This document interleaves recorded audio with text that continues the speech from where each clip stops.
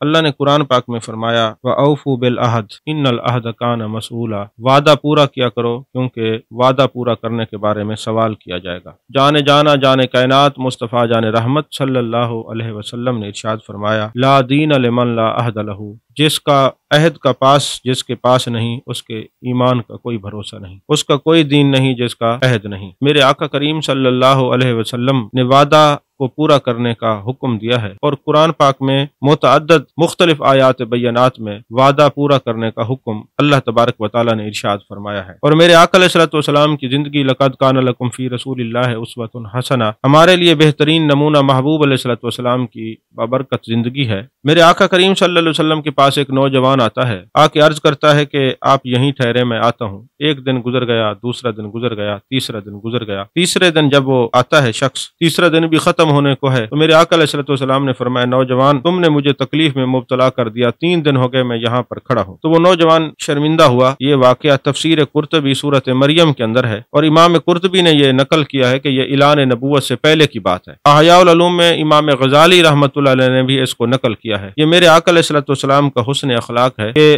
آپ نے ایک نوجوان کے لیے 3 دن مشقت میں گزار دیے، مگر عہد کا پاس رکھا، وعدے کو نبھایا۔